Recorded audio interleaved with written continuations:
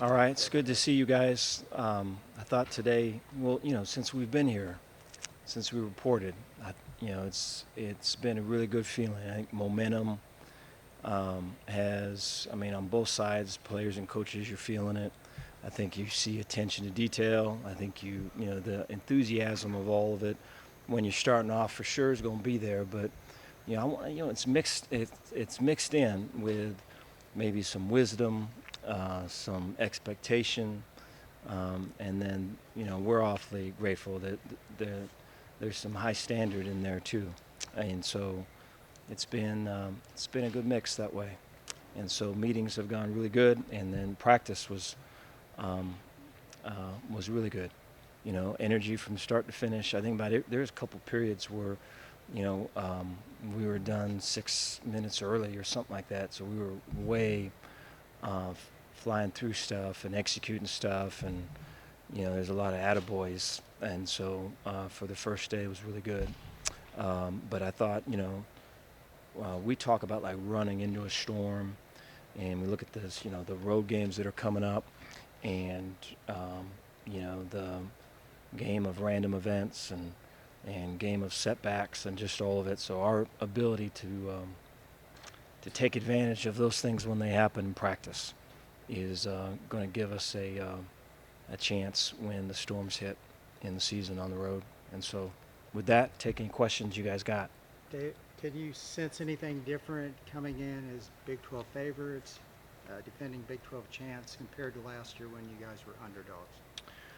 No, I wouldn't see anything. I appreciate the question. I wouldn't see anything really, kind of cornered in something like that. I would see it more of there is an expectation of the work ethic, that's required. The work ethic has to exceed the expectations, and then I think there's a really good sense of of paying attention to the little things and how the little things drive the big things. And I think, last year was good education in that. But, the thing about that, though, is that you and I and everyone else, we can understand that. It's another thing to have to do that, especially when you don't feel like it particularly, or, you're tired or you're hungry or whatever it is. And so their ability to start this thing off, kind of attacking that piece, the showing rather than the telling, has been good. You mentioned the energy is really high coming into fall camp Mm-hmm. always. How do you carry that over going off into the season? Because obviously that might tick down a little bit as the season goes on. Yeah, no, appreciate that. I think the opportunity to really hit on themes. So I think fall camp wise is to, how we define competition, right? How we define, you know, um, process, right? How we define, character growth. All of those things. Spend a lot of time on that, and then really try to build to tie in circumstances and the illustrations that either we go through or we watch on TV games or whatever it is to kind of magnify those things and really kind of show them as being real. And because it's almost like you're looking at it with an eye that you didn't know you had. And so I think that's way important to do. And but then I think in terms of the energy and everything that they've got, is to try to tie those things into processes and routines. We talked about a lot about like goals, and so there was a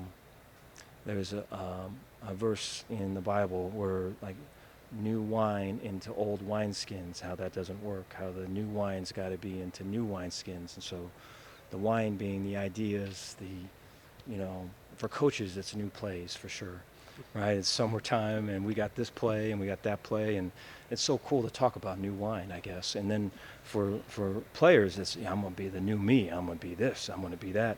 And so so the new wine into old wineskins. The wineskins in this case would be the habits, the systems, the routines, you know. And so new wine into old wineskins doesn't work. And so you've got to have new routines, new systems, new process. And so we talk a lot about that. And so all of that is really whatever is hard to do, let's do that. Whatever is easy to do, let's avoid that. We gonna see some new wines or new wine plays? No, but I don't know. I think they got it. But it's all. I think one of the things about that is that some of the stuff that we're struggling with now, people have been aware of and have struggled with for quite a while, and so it ain't nothing new. How far ahead do you guys feel on day one from a year ago, knowing who your quarterback is today versus the competition just starting today a year ago? Yeah, that's a good question. I think there is a different feel. I think that tied into that is all the work that the guys have done in the summertime, and they're throwing on their own quite a bit, and I think that is that's a kind of an advantage of knowing who the guy is. Is the summer you're freed up to do all of that, and so there's just guys that on this particular route with this particular leverage, I'm looking at you, and there's all types of games within the games that were showing up today, which I think is pretty cool. So I think there is a difference. It's a good feeling. Have you laid out kind of the expectations for Blake now that he's earned that job, what you want to see him do to grow through camp? Yeah, I want him to be himself and to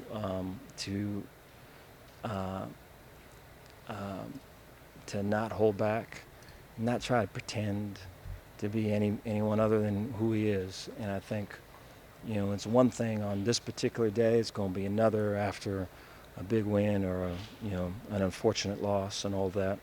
But I think, Blake on the inside has got it lined up right, and so you want him to lead from inside out. And I think, I think you got to be intentional about doing that, and I think he's taking steps that way. But we're still kind of walking that path. Dave, because of lack of experience, running back and receiver might be a question mark. Mhm. How do you feel about those rooms, I guess? No, I appreciate the question. I think like today's a good example. I mean, they're competing. We may have some guys that were over 20 miles per hour today. I'd be shocked if we didn't, from those two groups. And so, they're going, man. They're hustling, and they're fighting, and they're scraping, and all that. So you love, that they're hungry. You love that they're not holding back. You love that they're putting everything out there. And so when it's like that, that is contagious to the other position groups, and they see it. And then if the receivers on offense get going, that only gets the defense going. So if you take a timeout from today and take a step back and perspective really wide, I can understand it. And I think, that's really not going to get answered until you start playing some games. But the best way to be effective in those games is stack some days like we had today. And so we'll see. Dave, specifically replacing those defensive guys, you're in an interesting spot where you want to give all those guys competing for those spots, weak side linebacker, star, et cetera, the best chance to win the job. Mm-hmm. But who you pick for that job is going to affect the scheme of the defense and who else you might play at the other spots. So how do you go about giving the opportunity for competition with also deciding the identity of who you want your defense to be? Yeah, I think we try to say yes to everybody, and and not close the door on any guys, and really be able to see things that could be looked at as disadvantages in a guy, right? Those can be really, really strong advantages. As at LSU, there was a safety, Jacoby Stevens, and Jacoby was probably 230 pounds at safety and looked at times like a linebacker back there. And so, his strength was near the line of scrimmage, and it just ended up becoming where we played him there. And he played kind of the star position, and we really kind of featured him, and there's a lot of success that came from it. And that's hard to do because we had Grant Delpit on the same team. And so that's just an example. There's a whole bunch of them. And so to say yes to guys and to not, pick and choose, and to not have your mind made up, and not just look for what you want to see, but to be wide open with stuff and then give them, the love and opportunity that they deserve. And then my experience is it'll work its way out to where you'll find spots for them and they'll emerge through it. Dave, Baylor announced an NIL partnership last week. Do you feel like that's going to be beneficial to your program? I think it will. I think it's a good thing that that guys have opportunities to make money and to on the other side. I mean, there's making money, but there's also managing your money, and it's just all the things that my wife still helps me with now. And so I think for them, it's really a good opportunity, and I'm excited about what the future holds, and I think it's really bright. And I know our guys are excited about it.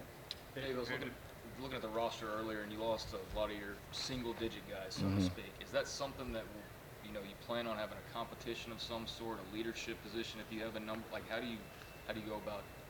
How do you want to do that? Yeah, I think we've got some guys that are young guys that for sure want those things, and I think there's a lot of kind of how they go about their daily, how the academics is going to turn out for them.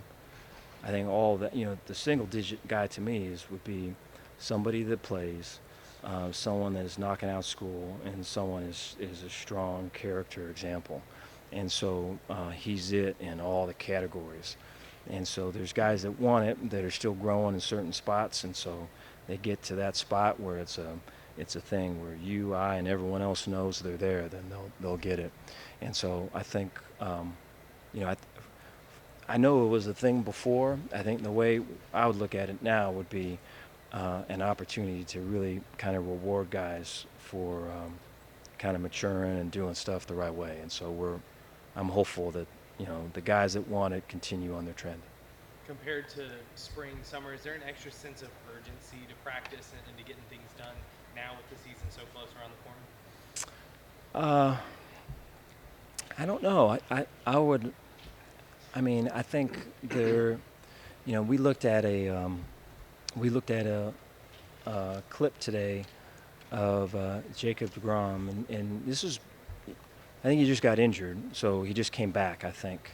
And so I think this had to have been last year, I guess, then. And it was 3 pitches, 3 strikes, and it was like 100, 101, 101. And he's versus the Braves or someone. And so the idea is that each of us, offense and then defense and special teams, we all have the ability to have that fastball, And so the thing is to develop that fastball. And so, we run in these storms and it's whatever else, and the fourth quarter and whatever count it is, right? I know I'm going to throw a fastball. I'm going to throw a fastball. Everyone else knows I'm going to throw a fastball. I can still throw it for a strike. And so, that would be a great identity. And so that just takes day after day after day, So we're just at the start of that, really. You couldn't come up with a Dodgers player? I know. Maybe if there's some breaking balls, it would have been cool to show Fernando. That would have been awesome. All right, thanks, guys. All right, thank you, guys. Thank you, Dave. Appreciate it. Fernando looking up. Questions for Gavin Holmes? Gavin, how was the atmosphere out there? Was everybody pretty fired up to get out and play? Yeah, it was good. It was a good first day. The guys were juiced up. We just got to keep that going. It's the first day, so everybody's going to be juiced up. So we just got to keep that going through the rest of camp. How good did it feel for you to be out there on the first day in the fall? It was good. It was good. I'm soaking it all in. I got my feet wet in the spring, so now I'm really trying to hit the ground running, build my confidence back up, and just go out there and ball.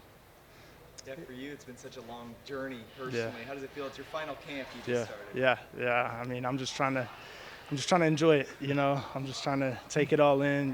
Make the best of it. Go out there and make every opportunity count. So yeah. You guys were obviously underdogs coming into last season. Now you are the Big 12 favorites. Is it different out there at all? No. I think coaches. He's reiterated that we're gonna have a target on our back. We're gonna get everybody's best every week. So we got to go out there and prepare. And be ready. And we got to pretend we got to go out there with something to prove still. So. Gavin, what did last season though do for this program to kind of get back on track? I mean, obviously the tough first year of the pandemic coming out of all that. What did last year do for you? Yeah, I think it just, we all bought into Coach Aranda, and we all believed, we all believed in each other. We had great relationships on the team with our coaches, and I think that's just carried on to this year, and now we can keep that tradition going. So. Gavin, how would you compare the culture right now to maybe even this time a year ago? Yeah, I think, like I said, I think we're all juiced up, but we're all humble, and we're ready to go out there. Like I said, like we got something to prove, and I think it's just guys working hard, not being complacent, just knowing that there's always another game, there's always more to accomplish. So that's our mindset. Would you say there's a different sense of urgency now compared to maybe the end of spring? I mean, like I said, it's the fall, so everybody knows the season's coming up. I think we had a great spring. It set the tone for fall camp now, and so I think, like I said, we're just going to hit the ground running, and just going to take it a day at a time, meeting at a time, and a practice at a time. So. How does Blake command the huddle now as compared to in the past? I mean, Blake, he's a gamer, so we've been working endlessly all summer. So we know we got our timing right. We're all that, and he's comfortable with us. He's comfortable with the offense. So I think we're ready to roll. Kevin, at least from the outside, I think receiver would probably be one of the question marks. How do you feel about that group? We got some players, man. We got some ballers, man. Like I said, they're all pretty young. I'm not, but but they're all pretty young. But like I said, that doesn't matter. They all got the ability. They're all out there competing. We're in the meeting room, getting extra balls after practice, working with Blake. So they're ready. I don't doubt it at all. You've had a few more months with Dallas Baker since we talked to you in the spring. How's that relationship continue to progress? That's my guy. That's my guy. It's probably the best relationship that I've had with a receiver coach here. He's just, he's a real genuine person. He cares about us, and he's leading us on the field and off the field the right way. And so we're blessed to have him. What are y'all's expectations on the offensive side this season with Blake under center? Yeah, I think we just want to become a better passing team. And I think, running the ball, people know we can run the ball. People know we got a great offensive line. People know what they're getting with that, So we just got to go out there, quarterbacks, receivers, tight ends, and prove that we can throw the ball just as good. So that's a big emphasis this camp. Gavin, I remember, maturity-wise, the difference between 22 and 23 is massive from 18 to 19. Yeah. How do you go about leading those younger guys without being annoying? Like, how do you really show them, what it's like to be, more mature? Yeah, I just go out there. I try to lead. That's a big emphasis for me this whole off season and this camp is just to be a more vocal leader, because I've always tried to lead by example. Show the guys, what it takes to play. Get out on the field, perform. So I'm just trying to lead them in the right direction, be a resource for them, and be a safe haven for them as well. So I think, and like I said, I have a great relationship with every receiver in the room, so I think that helps out a lot. Gavin, everybody talks about Blake's accuracy. What's that like as a receiver? Just how where he puts the ball in it. Yeah. I mean, he's a slinger, and he, like I said, and I think too that says a lot to the work that we put in over the summer. And Blake's a stud. He's got an arm, accurate quarterback, but we put in the work together to get that timing right. And if he puts it out there, we're gonna go get it. So. Mark, first day of practice, what were your impressions of the team, just the way they came out and the way y'all practiced? First, I like to give glory to God, because without him, I wouldn't be here today. But I was excited, seeing a lot of young guys take in all the new information and stuff. They kind of soaked it up like a sponge. And seeing a lot of the, older guys step into leader roles and take some of the young guys under their wing and get the stuff done that Coach Aranda wants us to get done, So for the first day, I was pretty pleased, but we got a lot to work on. But for the first day, I think it was a win. Any different this year, coming in as Big 12 favorites? Not a lot of expectations last year. Any difference? Like I said in my last one, it's like last year, we took everybody by surprise, but this year, it's no surprise. So it's kind of like every game is going to be their, Super Bowl. So we kind of have to approach it you know, we got to be on our P's and Q's every single week, knowing that. So it's not really any added on pressure because even if they knew or didn't know, we were going to do the same thing, you know, pound the rock every day, like Coach said. Like you said, last year was a surprise to a lot of teams. Was it any bit of a surprise to you guys? Or? No, not really, because, you know, once you put in that work, it's kind of like you put in the work all summer and you're like, nobody can beat us. You know, you know what y'all have, you know the foundation that you set, and it's like, it may be a surprise to other people, but it's like we told y'all that's what we were going to do, and we went out and did it. So it wasn't really a surprise for us. We was just like, hey, we just pounding the rock, like we say. So what did last season, though, do for this program, kind of get it back on track after, you know, tough first year for Coach Aranda and going through the pandemic and all that, and kind of get back on track? What did it mean for this program? I think it meant a lot, you know. Going from the COVID year, you know, you could kind of see the sparks of what could have been. But going into the offseason, it was kind of like, all right, so we know what we can be. Now let's just do it. And how do we do it? We don't have any hiccups like we did in COVID, thank God. But you kind of just take it day by day and, you know, keep on, don't change anything that you're doing. And then trust the coaches because the coaches know how to win. So if you do that, then that's a perfect recipe to win, and that's what we did. Mark, what's it like for you being a vet now? You know, you came in, you were a young guy for a while, now you're a vet. What's that like for you? Oh, man, I still feel young. I mean, I've been here for a couple of years, but, I mean, I'm still doing the same things that I did from day one, you know, and I think that's what keeps me and puts me in the positions that I'm in right now.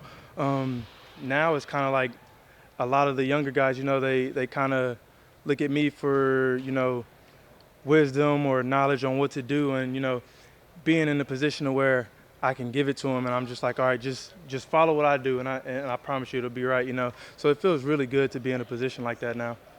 Mark, you were primarily a receiver in high school, and I remember watching you in 2020, and you could see the ability was there, but you had a lot of technique to work on. What do you feel like, you know, now that you established yourself more in 2021, what's your next steps, you know, what's your next step to take for this season? You know, in the offseason, you know, I kind of sat down and looked at everything that from day one to, you know, last season, and then what I want to get accomplished this season. And, you know, I kind of sat down with my coach and we talked about it. And then I got with a trainer, started training, working those things out. And now coming out here for day one, I kind of see those things and all that training, you know, take place. And I just can't wait to see it just keep on getting better as the practices go. Which of these young receivers are catching your eye? Josh Cameron. From day one, you know, when he first came in, you know, we got this big brother system, you know, and last year I was his big brother. And just looking at his work ethic, I was like, hey, I would text him. I'd be like, hey, bro, I see you. Like, other people might not, but I see you. And if you keep on doing what you're doing, you're going to be in a great position. And he took that and he soaked it up like a sponge. He learned the plays. He did all the extra work that we asked. He did the bare minimum plus some. So now I feel like he's in a position where he's going to be great this year. Mark, is camp fun or is it strictly business? Oh, man, it's a little bit of both, you know what I mean? You got to take it seriously, but you can't take it too seriously, because if you take it too seriously, you get caught up in your head. You know, we're all human. We're going to have those bad days. We're going to have those good days. But what a vet told me when I was a freshman was, hey, practice is over with, stop sweating it. All you can do is learn from it. So if you dwell in the past, all it's going to do is carry on into the next practice, and you don't want that to happen. So you kind of have to have fun, but at the same time, you got to take it serious, because you got to make sure you take care of your body and do those things. It's not fun and games. You know, everybody is elite at this level, so you got to be on your P's and Q's. Even when you 80%, you got to be all at 80%. Speaking of sweating, and it's hot out there, just from a conditioning standpoint, how do you feel like everybody's kind of been standing up to this heat? Through the summer workouts, hey, y'all should have been out there. That's when y'all should have had the cameras, because, hey, we was going through it. So I feel like from the summer workouts, I think Coach Vic did a really good job of getting us prepared for camp, because, you know, we come out here, it's day one. Yeah, I'm a little bit tired, but, hey, I'm pretty sure I was still running 21s all practice. Like, they really did a good job of making sure that we had our tank and ready for day one. Questions for Connor? Connor, y'all bring back a very experienced O-line. What's that like, just knowing what y'all have this year? Y'all are a bit of a mystery last year. That's nice, because there's not like as much learning like the first day, like, oh, this is like the first time I've heard these words. Like everybody knows the words we're saying. Everybody knows the terms. Everybody knows what the expectations are. So it's nice you're not having to like really like reinforce those. Like right now, like everybody's like we installed way more than what we did last year. Like we're already like starting to like really push it. You know, so that's a really nice part to have like really experienced like offense. How comfortable are you with the offensive line? You know, kind of leading the offense at least early on this season, being the most experienced group. It really hasn't changed, honestly. Like me, Grant, and Gall, like we're just like it's our O line. You know, we've embraced that. But we also like it's like everybody's O line too. It's not just like ours. You know, it's like us three, and then like Byers and Micah and Mose, and even like the freshman just got here. You know, like all that stuff. So it's not like just us. You know. Connor, what's the difference coming in as defending Big 12 champions as opposed to last year when you guys went in with no expectations and then did what you did? I mean, standard's still the same. Like we haven't changed anything. We're still gonna do the same stuff we did last year. Like same workouts, same practice, same meetings. Like nothing's gonna change. So I don't really feel like a change has happened. Well, what did last year though do for this program though? After the year before Coach Aranda's first year, we know this, the COVID and all that.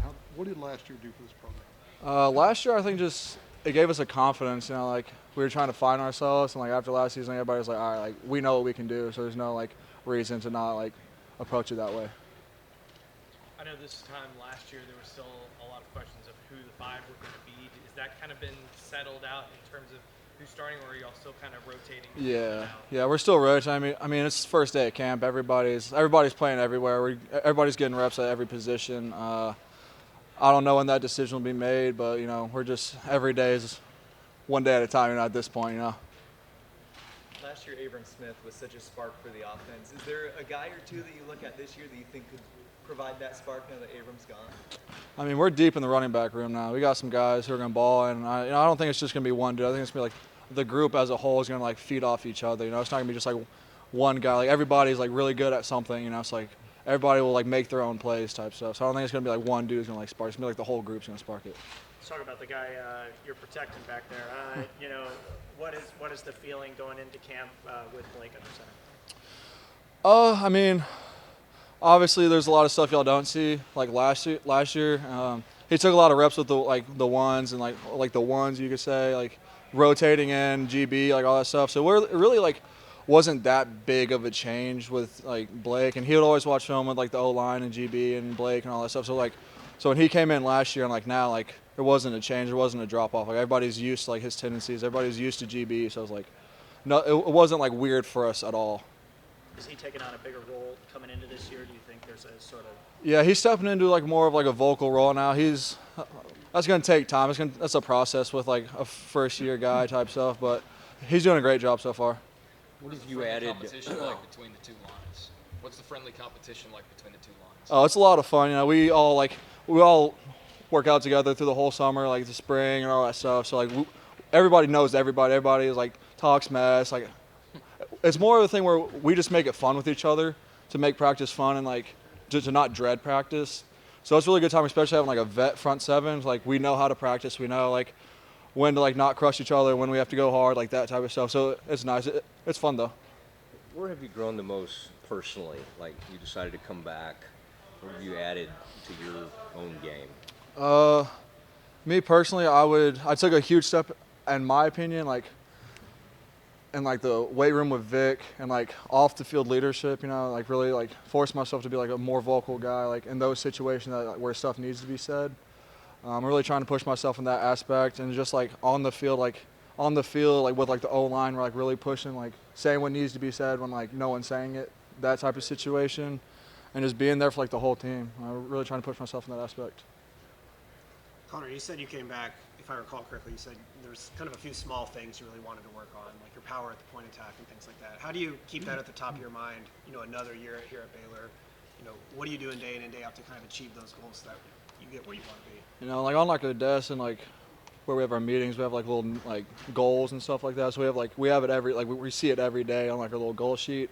But it's just something like as a player what you have to work on. Like you kind of keep that in the back of your mind. Like so like when you're working out, you're like, all right, I really got to focus on this, like to help me with that. And like when like you're watching film, like oh, like I did that bad, like I need to like work on that. And it's like so it's like normal stuff that you would do on like a everyday basis. Like all the small things will add up to like all like the big things on the field.